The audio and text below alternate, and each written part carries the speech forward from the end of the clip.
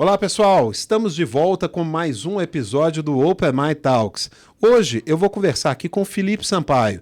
Felipe Sampaio, ele é diretor executivo da iTrack, que é uma empresa do grupo Madeira Madeira. Então nós vamos falar sobre logística, nós vamos falar sobre tecnologia, nós vamos falar sobre gestão de pessoas e vamos falar de todos os desafios que um grande executivo enfrentou para poder chegar até aqui nessa posição. Então se liga aí que está começando mais um episódio do Open Mind Talks. Open Mind Talks com Lúcio Júnior.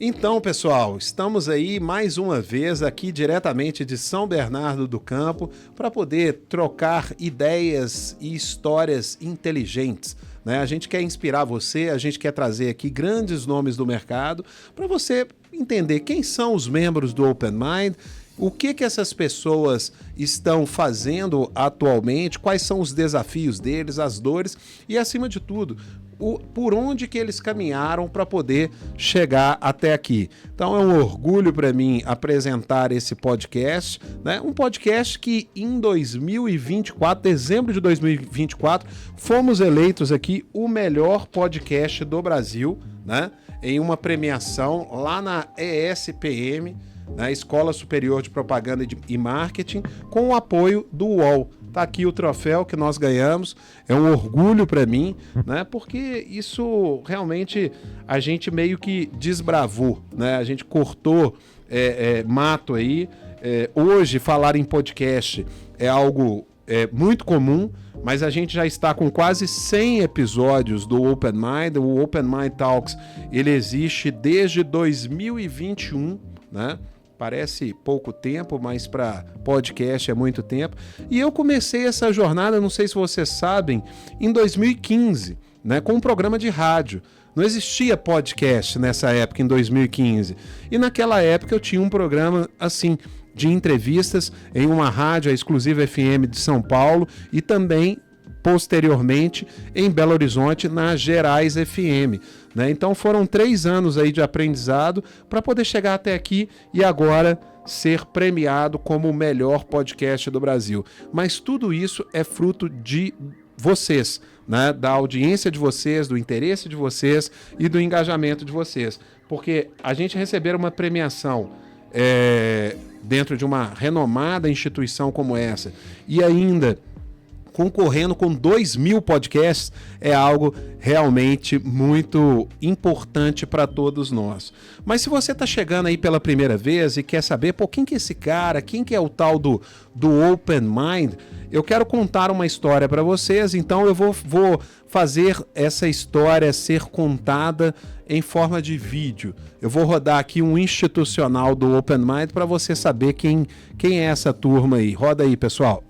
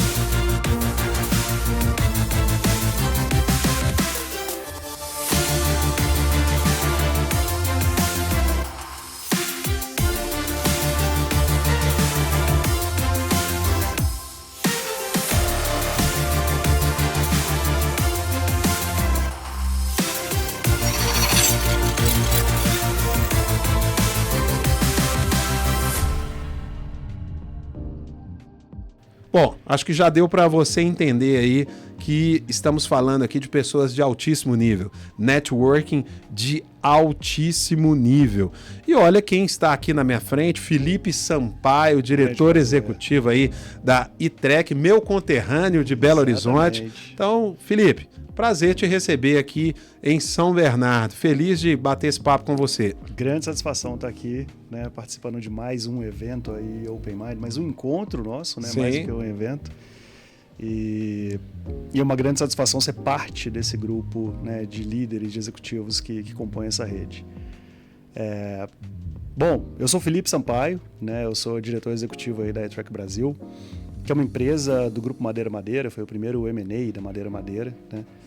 E eu sou casado com a Liliane, eu sou pai da Helena, que vai fazer 8 anos agora em maio, que é sem dúvida aí o maior amor da minha vida. E sou um apaixonado por ciclismo também, né? Então, sou do mountain bike, sou da Serra de Minas, mas aqui em São Paulo migrei para o asfalto, naturalmente. Mas é sem dúvida uma paixão muito grande, né? Estar sobre 2 rodas ali, com a adrenalina correndo. Essa é algo que me conecta e, por outro lado, me desconecta de muita coisa que acontece no mundo. Então, gosto muito, tenho muita satisfação em praticar esse esporte e ser integrante também de mais um grupo do Open Mind, aí, do Open Mind Sports, que lá a gente discute esse outro lado da vida, né? Que eu acho que também tem uma relevância muito grande. Então, eu sou mineiro de BH, moro em São Paulo já há 11 anos. 11 anos que você está aqui? 11 anos, mas até chegar aqui eu saí do Brasil, já morei no Nordeste, então foi uma jornada... Você foi em Fortaleza também, não foi? Não? Morei em Recife e aí no final da minha trajetória no Nordeste eu fiquei 6 meses em Fortaleza. É porque eu também tive essa passagem no Nordeste em Fortaleza. E eu sou conterrâneo ali, né? Eu tenho muita raiz no Nordeste, muito orgulho disso. Tanto por parte de mãe quanto de pai, além das minhas raízes mineiras. Então foi uma reconexão, de certa forma, com bagagens e histórias da minha vida ali nesse período. Eu adoro lá. Um abraço até para os amigos aí, lá de Fortaleza. Legal. E falando um pouco de trajetória, assim, né? Como é que eu cheguei até aqui? Eu comecei minha carreira na Ambev. Então, comecei como estagiário, depois eu fui PCP de uma fábrica em Joatuba. Um período de imersão cultural e de gestão muito intenso. Joatuba era o quê? Skol? Joatuba produzia Skol Brahma Antártica original. Mas lá era a fábrica da Skol, não é isso? Lá era antes antiga... de ser Ambev. Acho que era. Eu acho que era lá, era a fábrica da Skol, é isso mesmo. Eu entrei em 2007 e no programa de estágio, aí fui como analista, depois eu fui convidado para assumir uma liderança de uma nova operação da Ambev lá em Contagem, né? Então já fui um pouco mais perto de casa ali. E aí fiquei na Ambev durante 3 anos e decidi sair um pouco do Brasil porque eu queria me reconectar com valores internos meus, assim. Então fui para o Canadá, fiquei 1 ano. E essa reconexão foi muito motivada por momento de vida, o que eu estava vivendo e o que eu queria me tornar como pessoa, principalmente. Então a cultura canadense ela me trouxe uma crença que de fato o que eu acreditava que era uma sociedade, né, legal para se viver, de fato existia, né, com segurança, com justiça, com mais equidade. Fiquei 1 ano em Calgary e aí depois eu voltei para o Brasil e nessa volta para o Brasil foi que eu fui para o Nordeste, né, eu fui para Votorantim Cimentos, assumi uma área de transporte, depois coordenação de operações por ali. E aí tem uma parte da minha história que ela muda muito nessa experiência da Votorantim, que fala sobre liderança. Na Votorantim Cimentos, eu falo que eu adquiri aspectos de liderança que até hoje me marcam como líder, que foi muito forte, que falam exatamente do poder da escuta do líder. A gente, como líder, tem um ímpeto de falar, né, um ímpeto de nos posicionar, quase que uma necessidade de estar à frente. Mas eu tive um push com a minha liderança, eram 9 líderes, que eles pararam um dia para me dar um feedback sobre a necessidade de ampliar a escuta.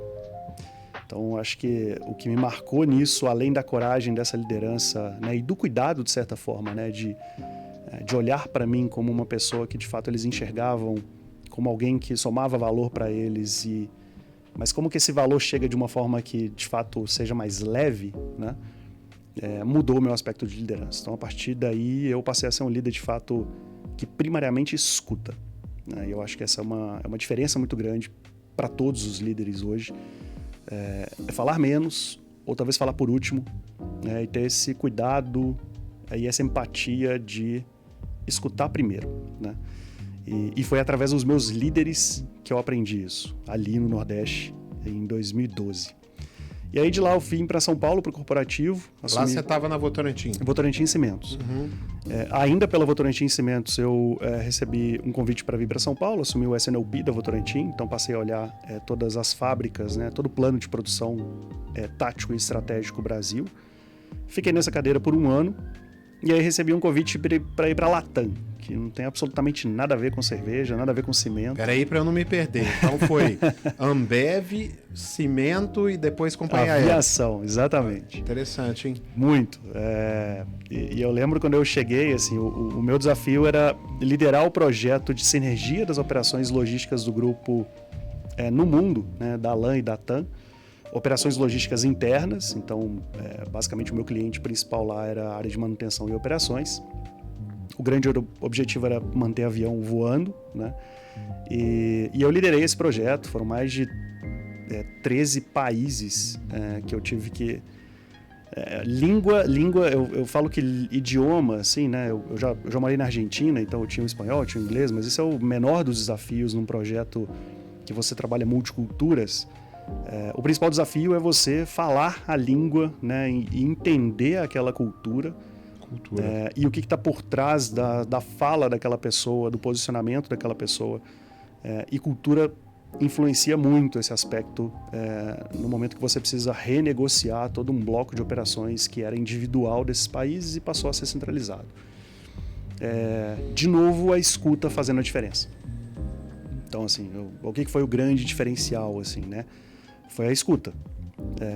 E foi um projeto super desafiador, né? Eu tive problemas em alguns momentos na relação com nossos irmãos do Sul, porque são, de fato, além da escuta, né, existem barreiras culturais que elas são mais difíceis de transpor, mas eu diria que, de forma geral, houve muita convergência de objetivos a partir do momento que eu me dispus a entender o que era valor para eles, né? Então, o caminho mais fácil era impor uma mudança, né, porque eu tinha, de certa forma, essa autonomia de imposição, né, de falar vai ser assim, porque é o melhor para o negócio, mas o melhor para o negócio não é aquilo que vem de uma pessoa que está em cima, te dando instruções. O melhor para o negócio é aquilo que amplia o valor para quem está lá na ponta, né, percebendo e sendo impactado pela mudança. Fiquei na Latam durante 3 anos, então eu cuidava da área de transporte terrestre Brasil e dessa operação global. Foi uma baita experiência, assim, de visitar desde a China até quase todo o bloco europeu, né? Então foi muito rico nessa perspectiva. E aí da Latam fiz mais uma mudança, né? Eu fui convidado aí para... Eu já estava num período de carreira que essa posição iria para o Chile, então eu já sabia que ia acontecer algum movimento. Apareceu um convite para ir para a Globo. Cara, então, muito diverso a sua experiência. E na Globo, a Globo na época não tinha uma área de logística, né? Então, os grandes números da Globo, assim, que é algo impressionante uma empresa desse porte não ter uma área de logística, isso foi que brilhou meu olho, né? O desafio de criar uma área, de fato, para uma empresa desse porte. A Globo movimenta todos os dias, só ali nos estúdios, né? Lá na Curicica, em torno de 40... no Projac, em torno de 40 mil itens que eles vão e voltam para os estúdios todos os dias. E a Globo recebe diariamente em torno de 1.600 a 1.800 novos itens todos os dias.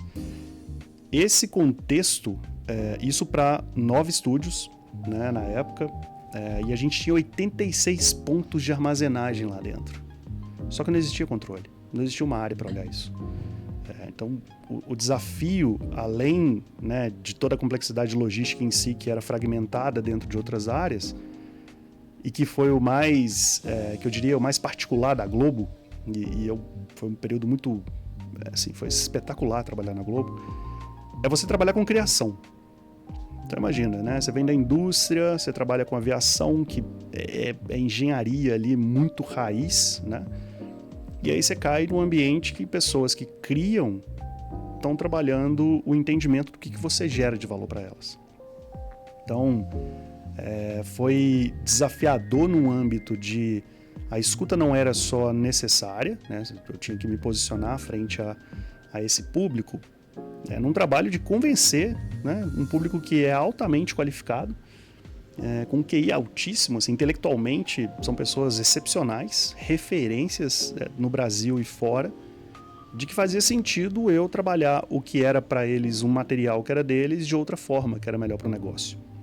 Então, o trabalho de influenciar, de convencer e de mesclar ali, né, o lógico, o racional com o criativo é muito particular da Globo, né? Eu acho que isso me trouxe uma resiliência muito forte, amplificou esse lado da escuta para outros horizontes.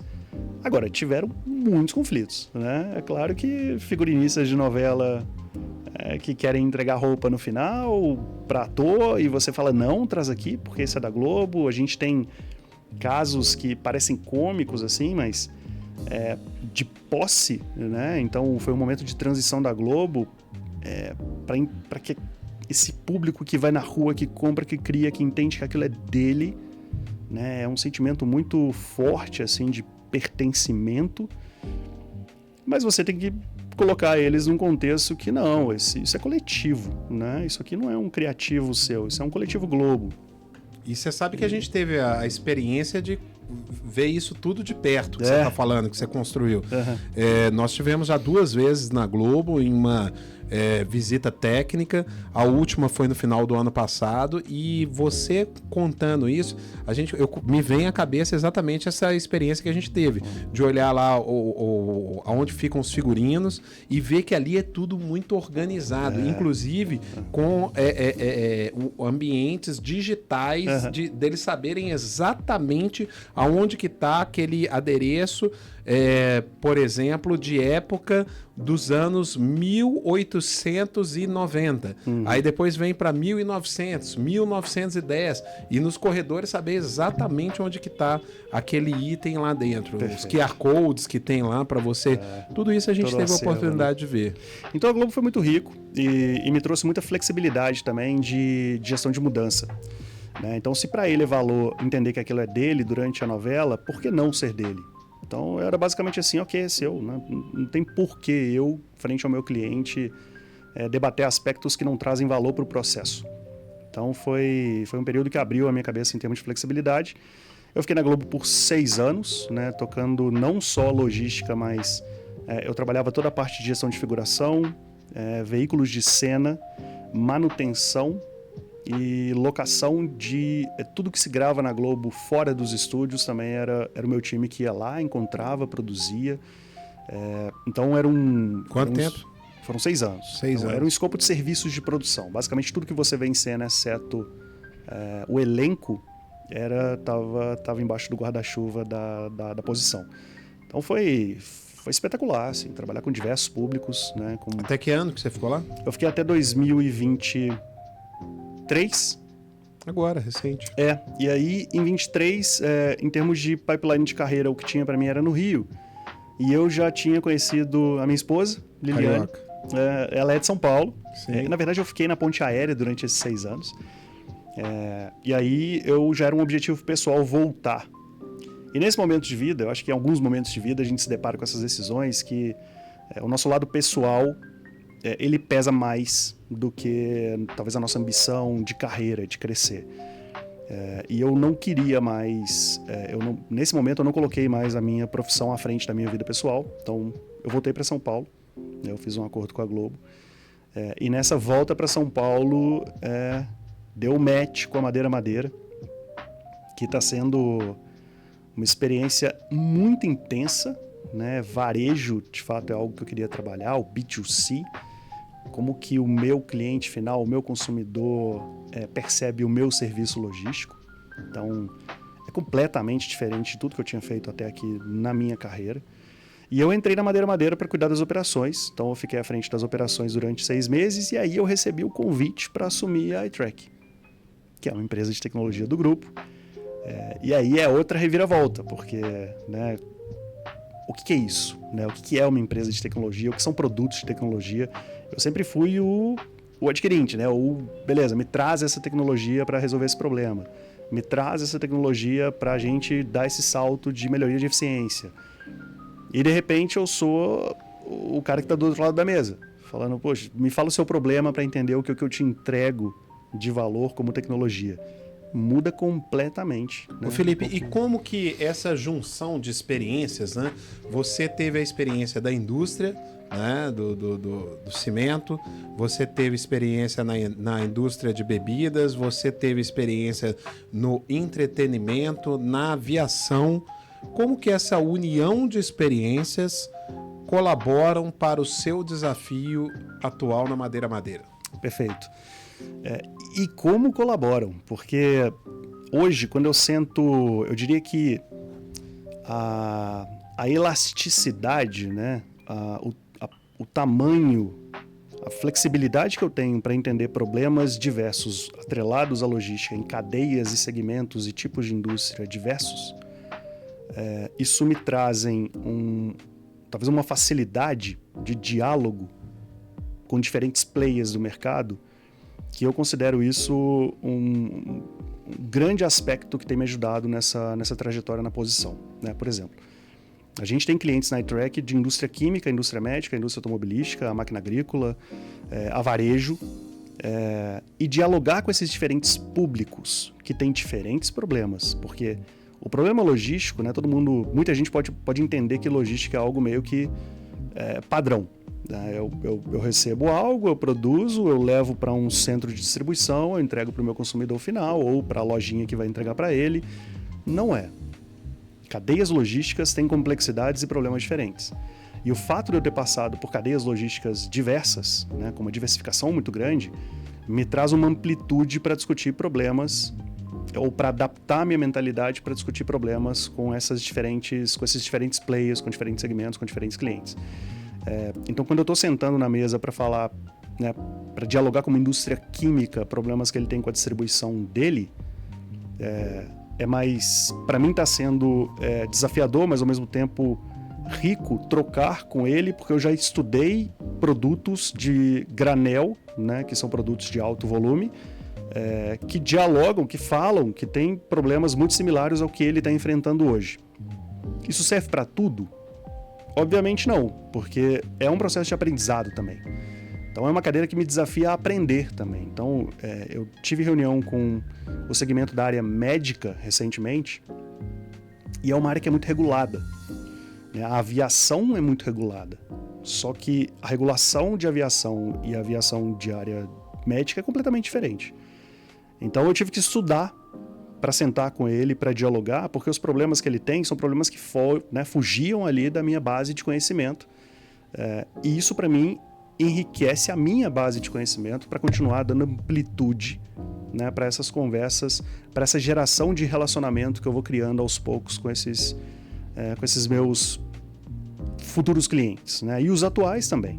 Né? Então, eu diria que essa composição de amplitude de conhecimento, de desafio de aprender, é certamente algo que eu estou vendo com muito valor, com muito bons olhos. Essa posição. E até porque é um perfil um tanto quanto diferenciado o seu, porque não é comum ter uma carreira tão horizontal, né, em termos de segmentos de atuação como o seu. Uhum. Né? Como eu falei, aviação, varejo, indústria, entretenimento. Uhum. Né? Eu conheço pouquíssimos profissionais que têm uma bagagem como essa. E quando se fala em logística, você realmente entende que a logística ela é a alma dos negócios, né? De todos esses negócios. Então, ter essa visão realmente é algo que me chamou bastante atenção no seu currículo, né?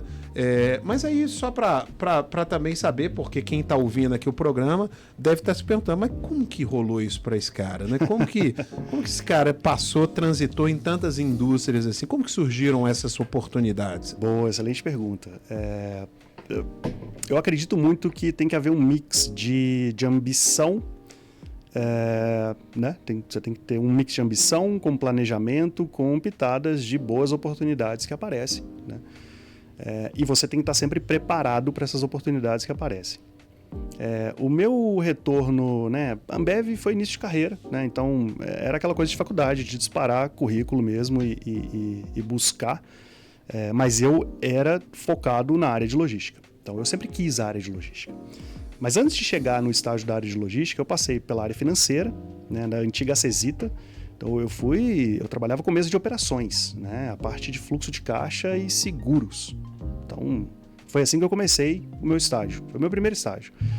Você fez estágio na Acesita? Na Acesita. Então você teve também na indústria de siderurgia. Pois foi o meu primeiro, assim, foi espetacular. A Márcia foi uma líder que eu nunca vou esquecer. Marcou o meu início de carreira. E aí eu fui para a área de seguros por uma indicação da Márcia. Ela falou, trabalha com seguros, que eu acho que dentro do que você fez aqui é uma área mais interessante para o seu crescimento. Fui trabalhar na Líder Aviação com seguros, como estagiário. Não deu certo, porque, de novo... A Líder Aviação lá com a Júnior Irmão? Pois ali perto do aeroporto da Pampulha. E aí é isso, estágio é muita experimentação, então eu me permiti experimentar, né? Não gostei, vou para outro, aí eu fui para a Fiat, eu fiz um estágio na área de RH da Fiat, né? Comecei com remuneração, mas aí eu fui depois para a controladoria, e na controladoria, junto com a Fiat, ali me despertou o interesse logístico, porque na controladoria eu gostei da parte de custo, eu gostei da parte de controle, então ali foi o meu primeiro talvez sinal que aqui tem alguma coisa. E dentro da Fiat, assim, a Fiat vive logística, né? É um processo, uma indústria automobilística, a logística é muito core, né? As coisas têm que estar no lugar certo, na hora certa, na quantidade certa, produto certo. Então, talvez certamente isso foi um impulso para eu falar, ok, é a logística que eu quero agora. E quando eu caí na logística da Ambev, eu me apaixonei. Aí é aquela coisa de encontrei algo que eu gosto e que eu sei. Sei não, porque eu não sabia, mas que eu estou disposto a aprender. Eu tenho prazer em aprender. Então, esse foi o match da logística na Ambev. E a logística da Ambev é uma operação nervosa, né? Muito. E eu assim, eu era o PCP da fábrica. Então, você imagina... Acabou o líquido da Brahma, tive um problema de CO2 no líquido da Skol, olhavam para mim, o que eu faço? Imagina, a produção de uma fábrica. Eu falei, Felipe, e aí? Qual é a decisão? Então era 24/7. Mas você também trabalhava na Ambev com distribuição? Não, ali era uma fábrica que... Você estava no inbound. Existiam duas diretorias, grandes blocos, né, na época, que era a de distribuição, que era mais comercial, e a industrial. Então eu comecei nessa industrial.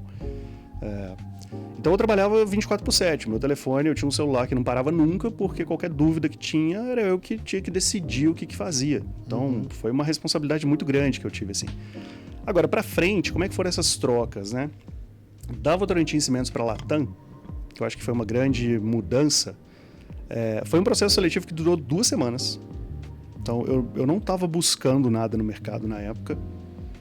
E se você me perguntar por que eu fui, porque eu não tinha trabalhado com logística internacional ainda. Então, na minha cabeça, assim, tudo foi planejado, numa perspectiva que eu trabalhei até então com a Ambev e Votorantim Cimentos, mercado nacional.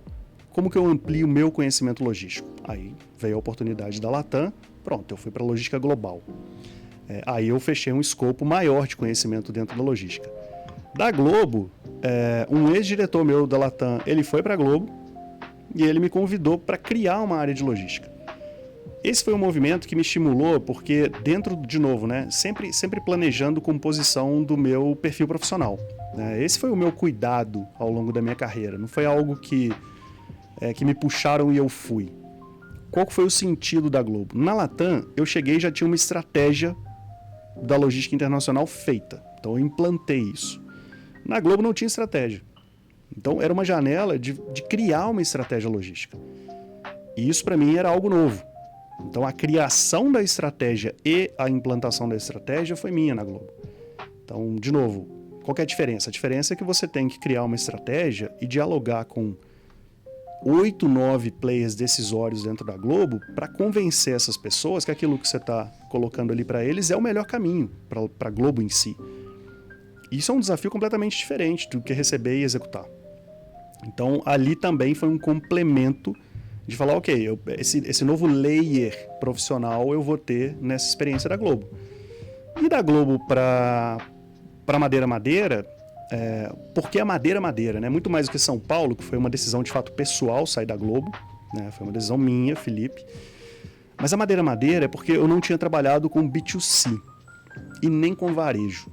Então eu tinha 2 objetivos, ir para o agro ou trabalhar com B2C, varejo. E a Madeira, além de me proporcionar o B2C, é uma empresa que está num ritmo de crescimento absurdo, assim. A gente cresce em 2 dígitos há muitos anos. Então, a gente, né, tem a ambição de um IPO que vem pela frente, né, que o Daniel ele já falou isso abertamente para o mercado. Então, assim, é uma empresa que está se preparando para um movimento, para um salto exponencial de crescimento. E estar dentro desse processo, né, ajudando como tecnologia. Eu entrei como operações, né, eu entrei como a veia do B2C, mas agora, né, a parte de tecnologia, está sendo um baita desafio. E a ida para a iTrack, assim, foi de novo. A Madeira entendeu que o meu perfil era um perfil que se adequava à posição. Eu tinha 6 meses, pouco tempo de operação ali, mas eu acho que foi super rico para mim, de novo. Mais um layer, né? Agora eu olho negócio, não olho só logística. Agora eu estou imerso num ambiente de tecnologia, que é o que o mundo está se movendo para. Então, para mim, de novo, fez muito sentido como uma camada adicional para a minha formação profissional, né? E, consequentemente, para a minha evolução pessoal também. E, então, até para a gente conhece a marca, né? Madeira, porque é uma marca que está no varejo, então você tem uma consolidação maior aí perante o público. Então, eu e quem está vendo esse programa aqui já ouviu falar e conhece Madeira.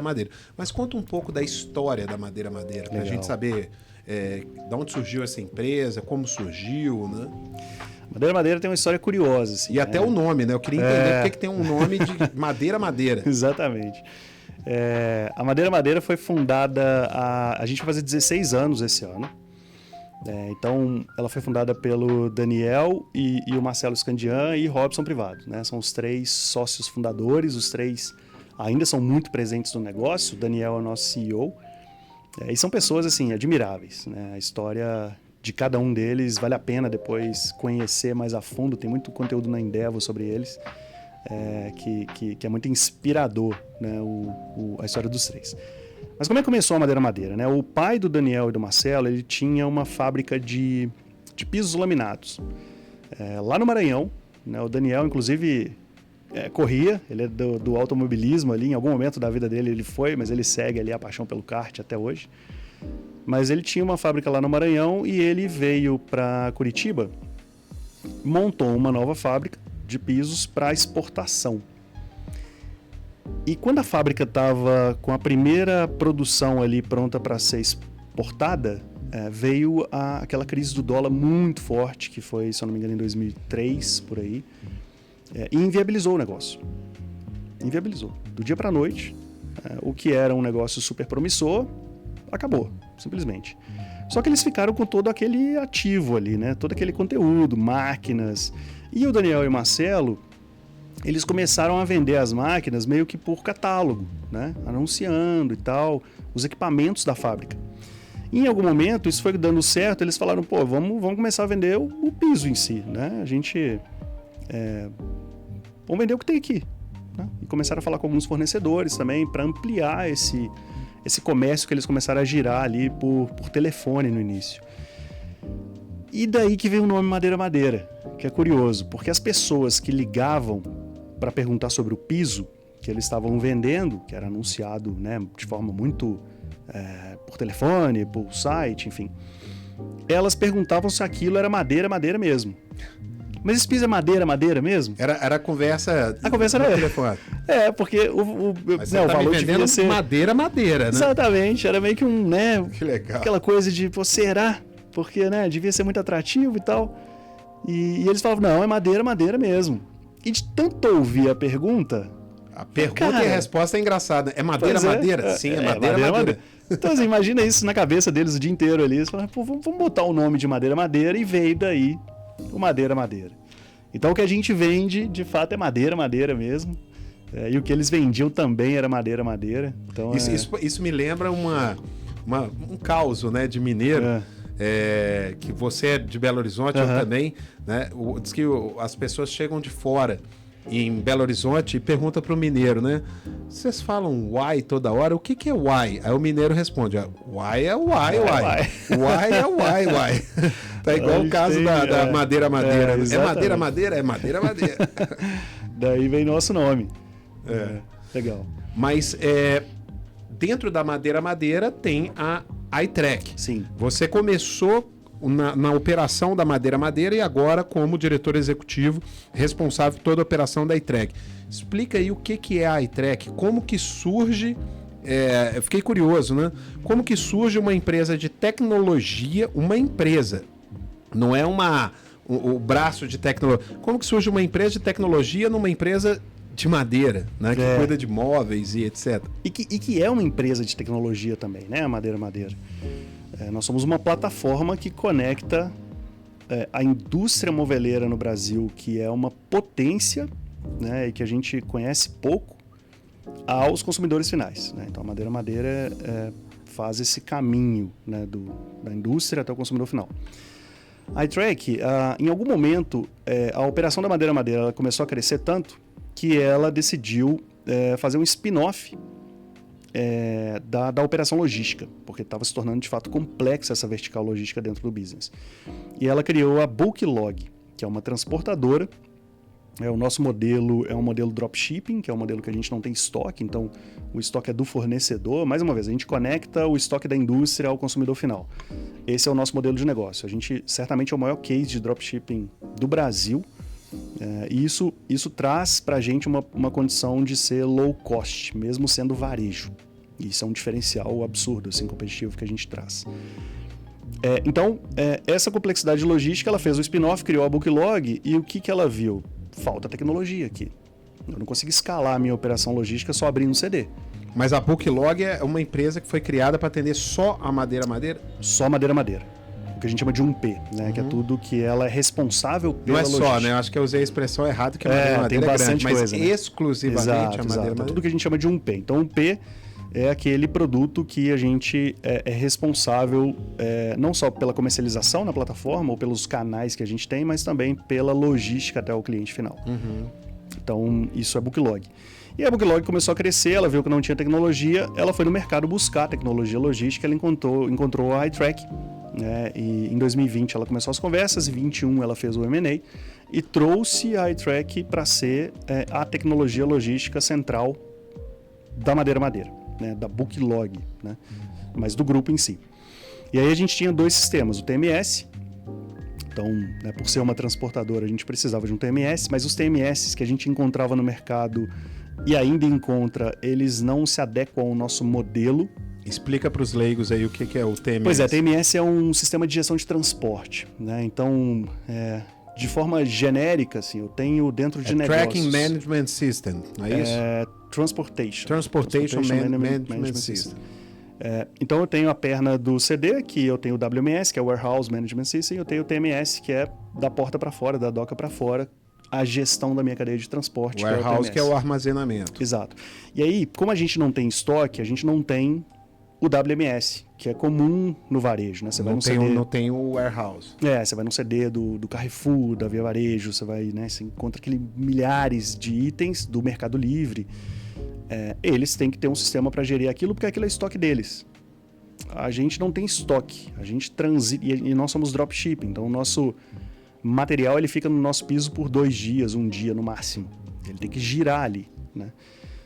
Então a iTrack tinha um TMS e tinha um sistema de tracking, de entrega final, que é o iTrack, que é o que deu origem à empresa em si, o nome, né? Que é para você fazer o acompanhamento do last mile, né? De ponta a ponta. Exato. Então ele é o sistema hoje que garante que todos os nossos clientes finais ali do 1P, eles têm visibilidade, né, do produto que ele comprou.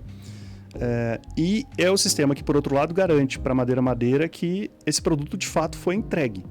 Então é o iFood né, fazendo uma comparação, né, da madeira, que vai vendo lá o carrinho se deslocando e chegando, faltam tanto tempo para chegar na sua casa. Seria isso? O iFood é um pouco mais complexo, mas eu diria que eu sou uma perna do iFood, né? Porque o iFood, como solução, ele conecta esses restaurantes. Eu falo muito mais na localização, no rastreio. Aquela parte do tracking que a gente vê, exatamente, isso é o iTrack, né? Então a gente tem essas duas soluções operando hoje para madeira. E por que, né? Muita gente se pergunta, mas por que o TMS, qual que é a particularidade, que tão particular é esse negócio que vocês têm? Pensa que nós temos produtos que são, a gente chama de multivolume. Você comprou um armário, né? Esse armário vem com 8 caixas. A indústria, ela não está acostumada, o mercado, a logística, operações, não estão acostumados com isso. E essas 8 caixas, elas não são iguais às 6 caixas do armário do outro fornecedor que você comprou. Que não são iguais à caixa da cadeira que você comprou. Então, a diversidade de tipo de embalagem e o fato de serem pesadas, ou seja, dimensões grandes, acima de 30 quilos, e multivolume, trazem uma complexidade logística que, se você me perguntar assim, mas por que o Meli não está nisso ainda? Por que a Amazon não está nisso ainda? Porque ninguém sabe fazer isso. A gente fez benchmarks globais e a gente não encontrou no mundo empresas de logística que fazem bem transporte, né, a gestão de uma cadeia de pesados multivolume. Isso nos diferencia. E então o nosso TMS, ele é feito para esse tipo de produto. Ele foi modulado e desenvolvido para ser um TMS para o nosso tipo de produto, para o nosso tipo de operação, que além disso ele é dropshipping. Ou seja, além disso eu não tenho um WMS me falando aonde que isso está, que endereço que isso está.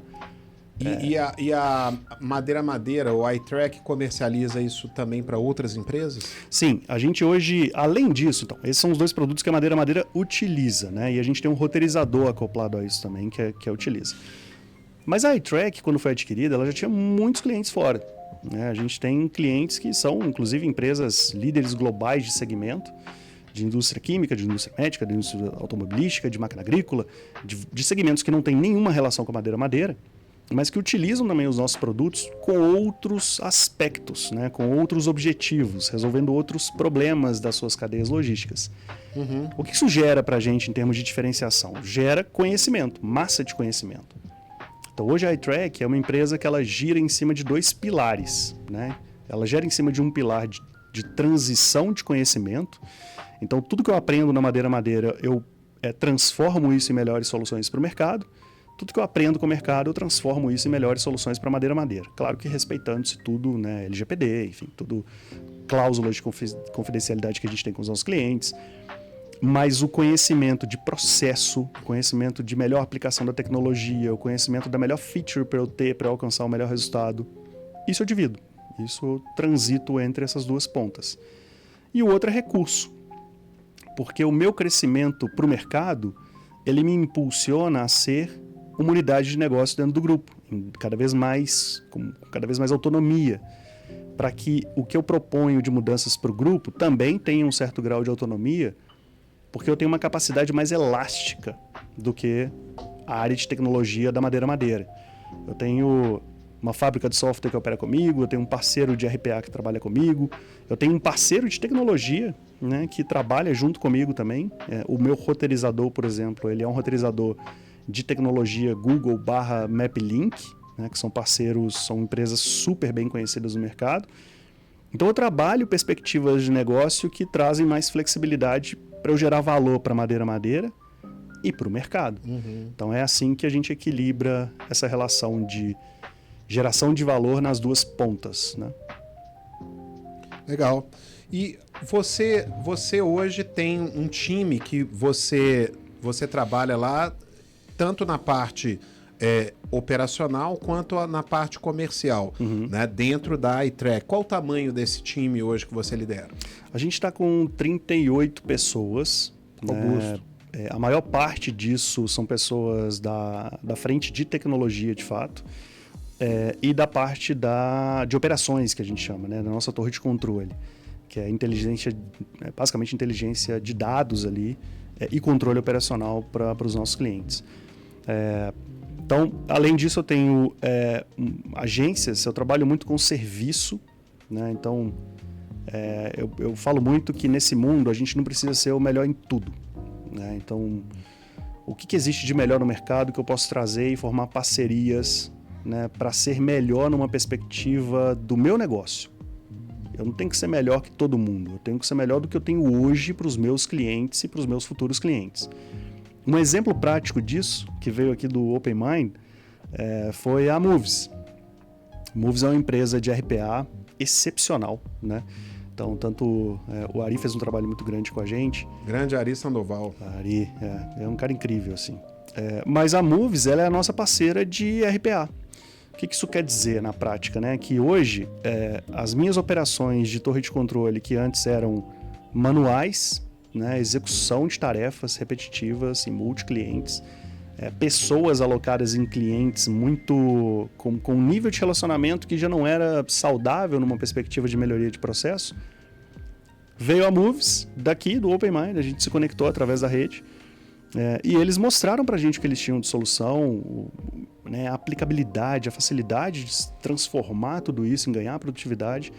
E ontem, coincidentemente, a gente fez o Go Live do primeiro robô, que trouxe ganhos de produtividade para o meu time, né, na casa de 32% a 36% de cara, assim, de largada. E ontem eu apresentei de forma macro o case de RPA para Madeira, porque a Madeira, assim como quase todos os nossos clientes, também tem torre de controle, que tem pessoas fazendo tarefas repetitivas. Então, esse é um exemplo de... Eu poderia desenvolver o RPA dentro de casa? Poderia, né? Eu tenho um time de tecnologia lá que é capaz disso. Mas eu preciso ser autossuficiente em tudo que engloba tecnologia, área comercial, área de operações? Não. Eu tenho, de novo, parceiros do negócio, do mercado, que já fazem isso muito bem. Isso resulta num time to market, para mim, que é excepcional, né? Eu consigo desenvolver um produto de altíssima qualidade e entregar esse valor para o mercado num tempo muito inferior ao que eu teria se eu desenvolvesse isso dentro de casa. E o que você está falando é sobre inovação. Você trouxe uma inovação para dentro das operações da Madeira, né? Através aí de um parceiro, que no caso a Moves, né? E você está experimentando ganhos na casa de acima de 30% de melhorias operacionais. Mas esse é você, né? Esse é o diretor executivo, que é o head de toda essa operação. Como você implantar uma cultura de inovação dentro da organização para que as pessoas que estejam ali também no dia a dia estejam realmente focadas em inovar? Até porque você, por si só, a sua empresa já é uma inovação. Né? Você está dentro de um varejo, de um mercado tradicional, uma indústria de comércio de madeira e, ao mesmo tempo, surge uma empresa de tecnologia. Mas como passar essa cultura da inovação para os colaboradores? Perfeito. O primeiro passo é desmistificar a inovação. Muita gente ainda, quando escuta a inovação, dá até um recuo de falar, nossa, eu vou ter que transformar algo, né? Eu vou ter que fazer algo grandioso. O meu conceito de inovação é que se você gerou uma pequena melhoria, um Kaizen, né? Vamos para o Lean. O Lean desmistifica inovação com as ferramentas que ele traz para dentro de uma cultura de melhoria contínua. Quando você roda um Kaizen, né, e você tirou o seu microprocesso do ponto A e levou ele para o ponto B, e isso teve algum impacto em termos de geração de valor, seja para você que executava, seja para o seu cliente da cadeia, você já inovou ali. Você mudou o seu processo. Você levou do A para B. É claro que num aspecto amplo, né, se a gente for falar do que a Google anunciou semana passada, né, da integração dos agentes, o que isso vai gerar em termos de mudança no mercado, o que uma robotização gera em termos de ruptura de tarefas e skill de uma equipe, o que uma tecnologia implantada num processo manual transforma, né, em termos de produtividade, de valor para cliente, de eficiência operacional, de redução de desperdício. É claro que a gente olha para uma ótica de inovação. Mas se você leva só essa ótica para o seu time que está lá na ponta, aí é que vem o frio na barriga deles. Né? Você transformou inovação em algo que para eles é muito distante. Então, quando eu falo desmistificar, é fazer com que quem está executando a tarefa entenda que a pequena melhoria que ele gera no processo, se isso trouxe alguma transformação, de novo, para a atividade dele, para o resultado que ele gera, para o valor que a próxima etapa da cadeia percebe, aquilo é inovação na ótica dele. Ele precisa entender que aquilo que ele fez moveu algo, transformou algo. Então, inovação, pensando numa ótica negócio, isso pode parecer pequeno. Pensando na ótica dele, não. Então, quando a gente fala em levar cultura, a gente fala de impactar pessoas, influenciar pessoas, né? Mudar conceitos. E você não muda uma cultura de inovação trabalhando só a ótica do grande. Porque o grande normalmente são pequenas equipes, né? Pensa assim, o grande, inclusive, normalmente gera efeito para essa pessoa lá da ponta que ele nem esperava. Então, implantou a tecnologia, mas o que eu vou ficar sem emprego? Mas o que é isso? Quem vai me treinar? Né? Gera até um pouco de receio. Quando você fala, não, cara, vamos trabalhar aqui um método que você vai continuamente aprimorar a sua tarefa. E fala para ele que isso é um processo de inovação, você está, de fato, trazendo o conceito para um conceito mais diverso, mais homogêneo, né, que alcança a todos. E não para a média e alta liderança, qual é, na sua visão, a importância das conexões para você inovar, né, para você expandir? Eu digo que assim, eu estou aprendendo. Ao longo da minha carreira inteira eu aprendi muito isso, né, e me desafiei muito a isso. Eu diria que, primeiro, ter menos medo, porque a gente tem que aceitar que a mudança está vindo de forma muito acelerada. Né? Então, assim, não adianta a gente ter receio de mudar hoje em dia. Pelo contrário, nós como líderes, a gente tem que ser o que promove, né? O que traz as ideias, o que traz a tecnologia, o que traz, falando menos de tecnologia, mas o que promove o upskilling dentro das posições, né? Porque a implantação de uma tecnologia gera o medo na sua equipe de sair, de perder o emprego para uma tecnologia. Você é o líder que vai transformar a posição, né, o skill, as habilidades dessas pessoas para que elas alcancem o patamar tecnológico que você trouxe para o jogo. Então, trabalhar, se permitir, né, e ser ousado até certo ponto em trazer para a mesa a mudança, a transformação, eu acho que esse é um papel. E o segundo, que eu acho que é interessante, assim, é arriscar modelos, né? Então, eu, por exemplo, dentro da iTrack, eu arrisco modelos que talvez a madeira, por ter uma estratégia, uma estrutura e um know-how de tecnologia muito mais avançados que eu tenho dentro da iTrack, talvez eles se permitam menos ou são mais cautelosos, até porque, né, o impacto em negócio lá é muito diferente na perspectiva do meu impacto. Uhum. Então, eu arrisco mais. Né? Esse lance das parcerias que eu falei, né? A perspectiva de trazer parcerias é para testar modelo. Porque eu acredito na velocidade do teste. Se eu demoro muito a testar um modelo de IA generativa, né? Até certo ponto, até semana retrasada, a gente estava falando de chatbot. Eu tenho um parceiro de chatbot dentro da iTrack, que é diferente da madeira. Agora a gente está falando de agentes. Agentes, eles meio que são uma camada de inteligência que o chatbot é parte dessa camada. Então, se eu demoro muito a falar de chatbot, vem o agente e atropela a transformação. Já fala, cara, esquece isso já não existe. Então, se eu demoro muito a colocar na mesa, se eu demoro muito a testar, se eu demoro muito a mostrar o resultado, a tecnologia vem e traz uma camada nova que eu ainda estou olhando para a antiga. Então, a gente tem que arriscar no sentido de testar rápido, errar rápido, fazer pilotos. A gente faz tudo em POC dentro da iTrack, dentro da madeira. Então, eu não vou testar em escala. Eu vou testar numa POC, isso funcionando, aí sim eu testo numa POC maior. Funcionou no maior, eu vou para um cenário mais complexo. Funcionou no complexo, eu apresento o case para uma virada geral. É o nosso mindset hoje para muita coisa que a gente constrói na iTrack e na madeira. Mas é interessante que a empresa também permite que você erre, que você teste, que você valide, né? Então isso é também a cultura da inovação sendo presente nessa organização. Mas em tudo isso, e todos esses processos, entram a gestão de equipe. Né? Você lidera, como diretor executivo, equipes multidisciplinares. Né? Quais são os desafios que você tem hoje como gestor de liderar equipes multidisciplinares? Eu vou dividir em duas camadas de desafio, né? Porque eu tenho equipes que são matriciais e funcionais. Eu diria que praticamente toda liderança executiva hoje tem esse tipo de perfil de liderança, né? Equipes que são funcionais e matriciais. A primeira coisa é eu trabalhar isso de uma forma mais orgânica e unificada. Então, para mim, é um time só. Né? Eu acho que trabalhar a colaboração entre as equipes, independente do que na estrutura organizacional ela é importante para você olhar para nortes comuns, para ter objetivos comuns e para ter esse time comunicando entre eles. Isso fala muito sobre o achatamento de estruturas organizacionais. Né? E eu não só acredito, mas eu já fiz isso em outras cadeiras que eu sentei.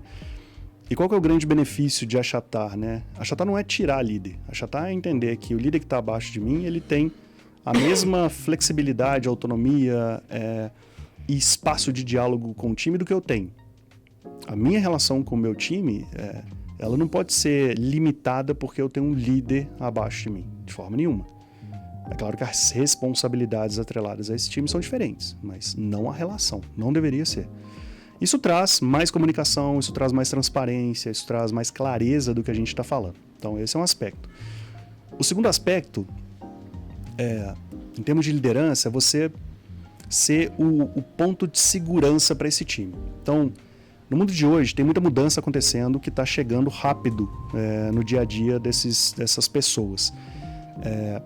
Você, de certa forma, tem que ser uma pessoa, e eu falo isso muito para quem é líder, né?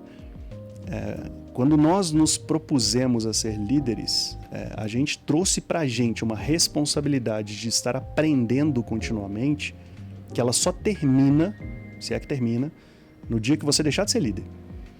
Então, eu me provoco e me reeduco todos os dias. Todos os dias. Eu preciso aprender alguma coisa. Porque enquanto eu estou aprendendo alguma coisa, todo o meu time está aprendendo muita coisa. E o conteúdo, essa é a grande diferença. O conteúdo, ele está vindo de uma forma diversa. Na nossa época era faculdade, na nossa época era um livro, na nossa época era um site ainda ali, avançando, né? Hoje, você abre o celular e já não é pesquisa de Google. Já é resumo de um tópico com um nível de conhecimento que a gente já alcançou, né? O IA já alcançou o nível de conhecimento, já consumiu o conhecimento de toda a humanidade. Então é um conteúdo que eu nunca nem tive acesso. Então, se eu não me disponho a aprender para ser essa ponte de conexão do que está acontecendo no mercado com essas pessoas, para que elas entendam que a gente de fato está ali para desenvolvê-las para esse movimento e não para substituí-las por esse movimento, essas pessoas vão sair. Elas vão se sentir inseguras. E é o que está acontecendo com a gente, né? O ponto é, nós líderes estamos aí nesse movimento também. Então, é um cuidado, eu diria que é um desafio até mentalmente falando, maior do que o desse time. Porque você está envolvido nesse contexto. Né? Mas você tem um time, você tem que cuidar dele, desenvolvê-los para que isso aconteça. Independente se isso está ou não acontecendo com você. Porque é isso que eu acredito que eu sou como líder. Né? Eu estou ali pelo time, pelas pessoas, para evoluir, né?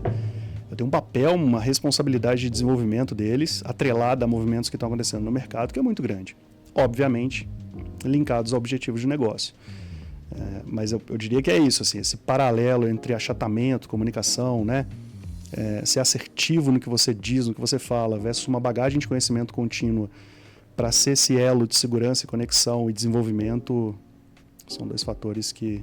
E uma coisa que está bem latente nesse momento é as discussões sobre segurança emocional. Né? Como que você que lidera um time de alta performance na Madeira, como que você alinha performance, né, principalmente de resultados de curto prazo, com essa visão de sustentabilidade a longo prazo, a segurança emocional? Tem o lado mental e tem o lado prático aqui, né?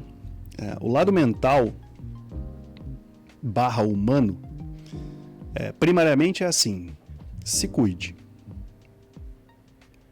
Você tem que se cuidar. Um líder que não se cuida mentalmente, que não tem um olhar para ele, para a sua saúde mental, física, que seja, isso vai se refletir em algum momento lá com o seu time, com os seus stakeholders, seus clientes. Então o primeiro ponto você tem que se cuidar, você tem que se conhecer e você tem que entender que você tem suas vulnerabilidades também. Dito isso, eu volto lá no meu grande, talvez, aprendizado de liderança. Escute cada vez mais.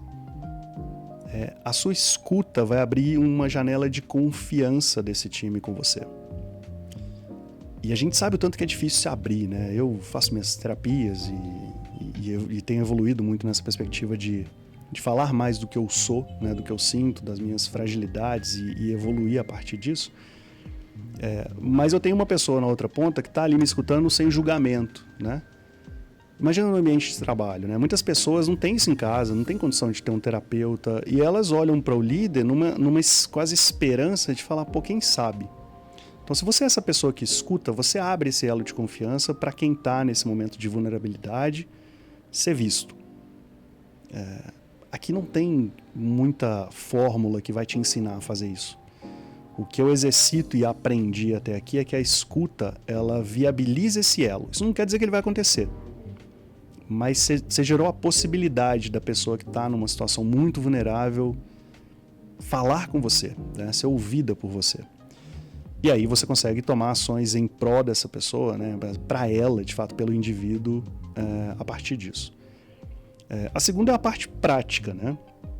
E o que eu quero dizer com isso? A gente fez um movimento recente na iTrack de upskilling. Então, né, a Moves veio, trouxe o ganho de mais de 30% de produtividade, impactou todas as tarefas do time que estava ali executando, do dia para a noite isso sumiu, falou, e aí, o que eu faço?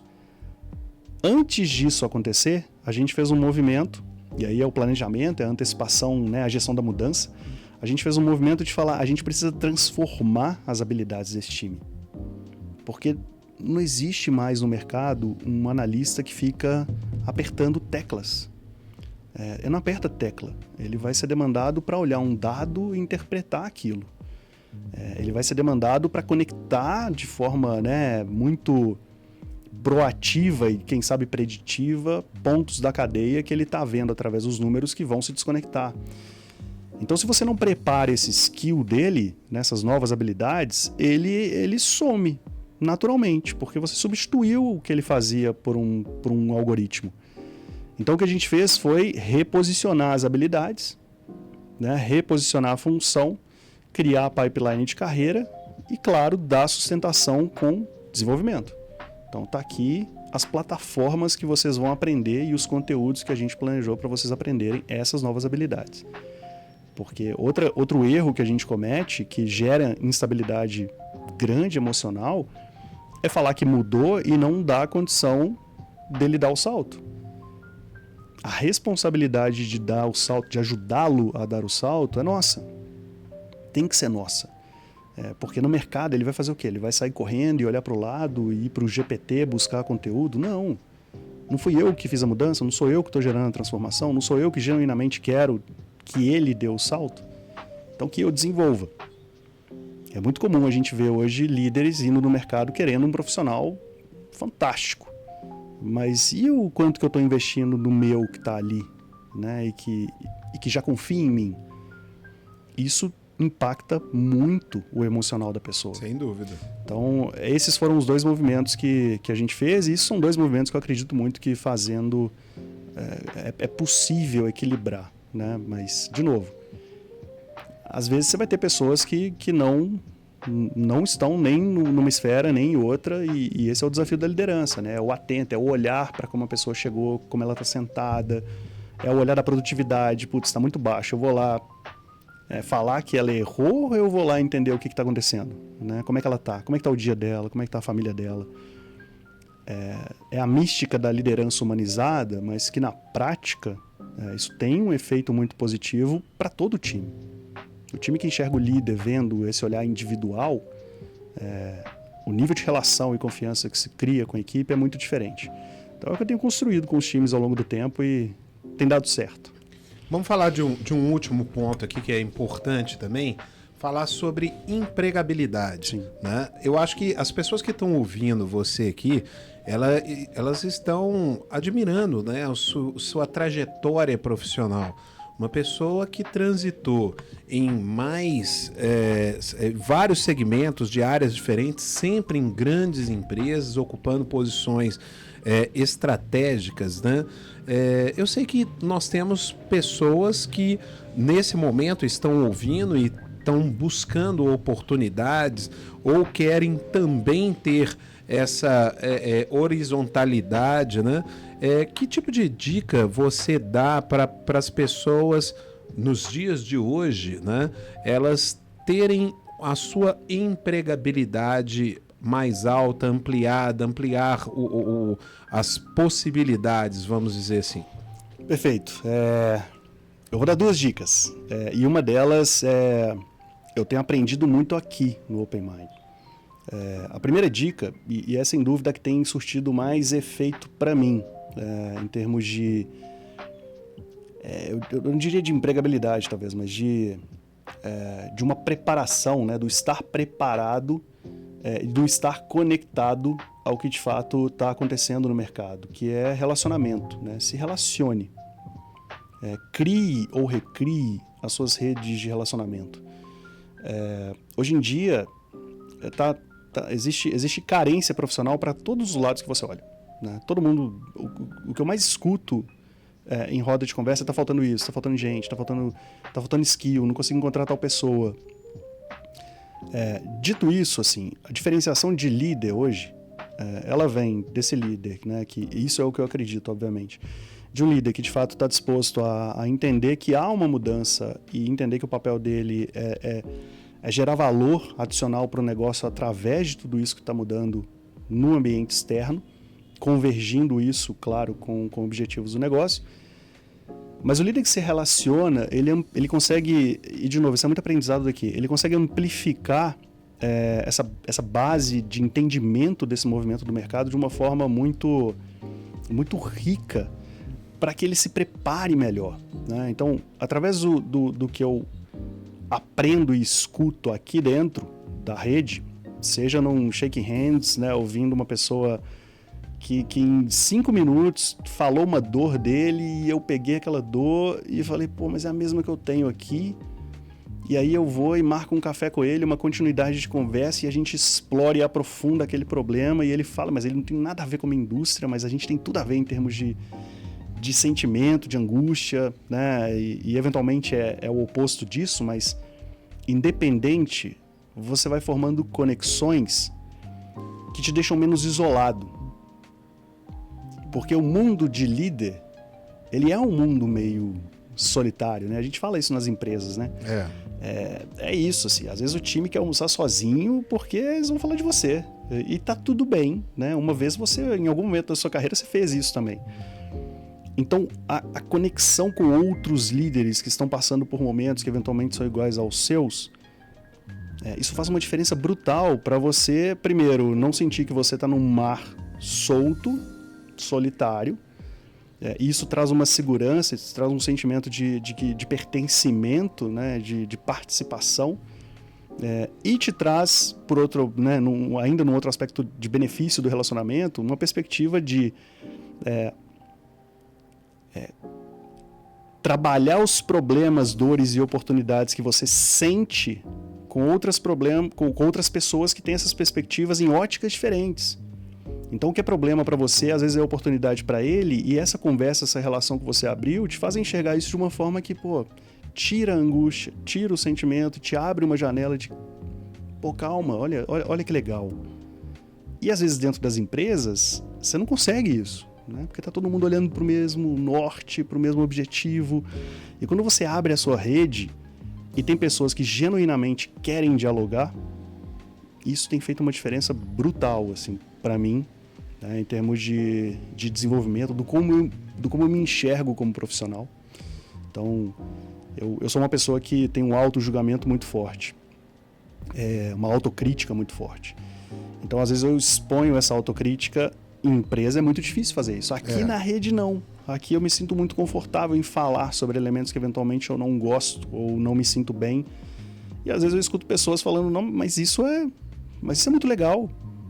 Pô, mas isso que você traz é bacana. Então, essa perspectiva no relacionamento tem me ajudado muito. E o Open Mind tem um papel essencial nisso.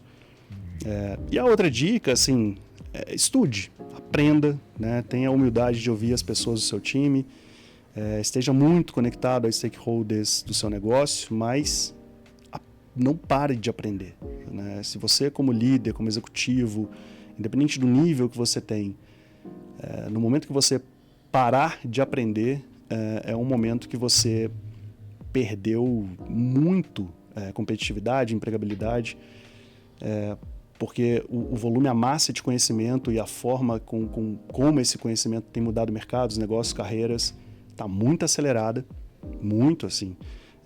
E quanto mais conectado você tiver essas mudanças, mais você está incluído nelas.